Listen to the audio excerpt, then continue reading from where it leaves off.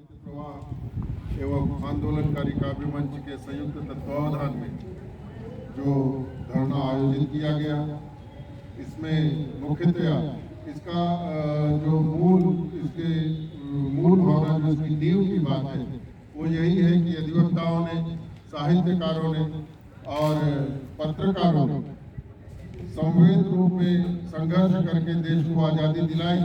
लेकिन आज जो शिखर पर ज़्यादातर लोग ऐसे बैठ गए हैं जो इसी तबके को नष्ट करने की पूरी मंशा लेकर के चल रहे हैं और लगभग उसको नष्ट भी कर चुके हैं।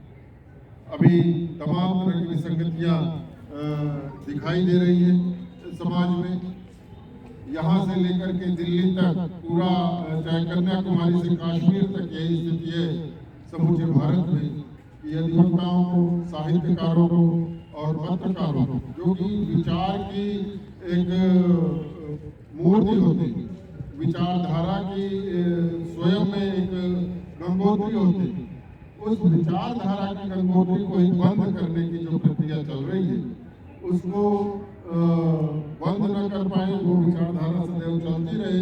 इसलिए उन्हें सम्मान देने के लिए कुछ जो 8 मांगे और व्यक्तिगत तौर पर यहाँ जो लखनऊ से संबंधित है वहाँ के अधिवक्ताओं से संबंधित भी कुछ मांगे हैं जो इस ज्ञापन में महामहिम राष्ट्रपति जी को संबोधित ज्ञापन है, जिसे माननीय प्रधानमंत्री भारत सरकार, महामहिम राज्यपाल उत्तर प्रदेश सरकार तथा माननीय मुख्यमंत्री उत्तर प्रदेश सरकार, ये 4 प्रतियों में जाएगा।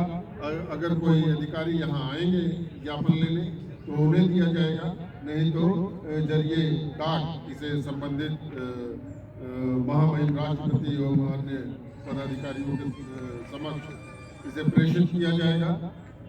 ये मांग इस तरह से, पहली मांग ये है कि अधिवक्ताओं, साहित्यकारों तथा पत्रकारों के लिए पेंशन योजना लाई जाए।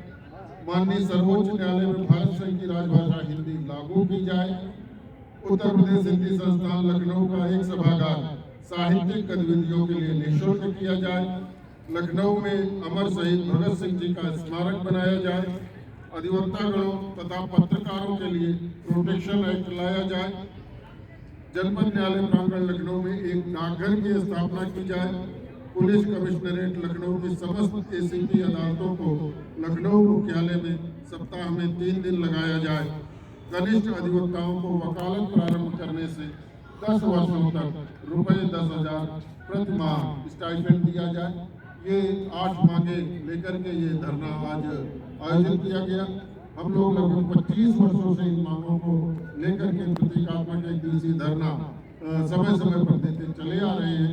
कभी धरना स्थल विधानसभा उत्तर प्रदेश जो लखनऊ है उसके सामने था, तो वहाँ लोक भवन बन गया है, वहाँ धरना दिया जाता था। झूलेलाल पार्क में इन्हीं मांगों को लेकर के धरना दिया गया। लक्ष्मण पार्क में जहाँ जहाँ धरना स्थल बदलता गया वहाँ हम लोग ये धरना देते चले आ रहे हैं। और इसी जन जागरण का, इसी छोटे से कार्यक्रमों और धरना के जो जागृत इनसे उत्पन्न हुई है, मुझे लगता है कि झारखंड में जो अधिवक्ताओं के लिए पेंशन योजना लागू की गई और बहुत सी संवेदनशील सरकारें इस विषय पर विचार कर रही हैं। मुझे पूरी तरह से मेरे मन में आश्वस्ति है कि उत्तर प्रदेश सरकार या भारत सरकार भी एक न एक दिन अधिवक्ताओं, पत्रकारों और साहित्यकारों के बारे में विचार करेगी और इनके लिए कल्याणकारी योजनाएं लाएंगी। आज के धरना में आप सब यहाँ उपस्थित आए माननीय श्री देवकी नंदन शांत जी, जो वरिष्ठतम साहित्यकार हैं हिंदी जगत के, वो अपनी रुग्णावस्था में, इस वृद्धावस्था में भी आज लोग आकर के बैठे, धरना स्थल में आकर के बैठे। आदरणीय वरिष्ठ कार्यकारी सदस्य जी लखनऊ बार एसोसिएशन उपस्थित आई हैं, उनसे आग्रह है कि वे भी नाम करने की कृपा करें। आदरणीय श्री रमेश प्रसाद तिवारी जी, जो लखनऊ बार एसोसिएशन एशिया की सबसे बड़ी बार एसोसिएशन कही जाती है, उसके अध्यक्ष यहाँ उपस्थित आए। माननीय श्री ईश्वर सिंह चौहान जी, जो केसरिया असर बातचीत पत्रिका के प्रधान संपादक जी हैं, उसकी स्वामी प्रकाशक भी हैं, वो भी यहाँ उपस्थित आए। आप सब तमाम वरिष्ठ रचनाकार जो शहर के नगर के वरिष्ठ रचनाकार हैं, श्री कुमार तरल जी, श्री अरविंद रस्तोगी जी, श्री जितेंद्र उपाध्याय जी, देवेश द्विवेदी जी, अविनाश पांडे जी, सब लोग यहाँ उपस्थित आए, सबका हृदय से आभार है। मैं आज रचना पाठ तो नहीं करूँगा, लेकिन ये जरूर आश्वस्त देता हूँ कि जब तक ये मांगे पूरी नहीं हो जाएंगी, हम लोगों का संघर्ष इसी तरह क्रमबद्ध रूप में जारी रहेगा। मैं बहुत समय न लेते हुए सीधे आदरणीय कटियार जी से आग्रह करूँगा कि वे अपनी अभिव्यक्ति देने की कृपा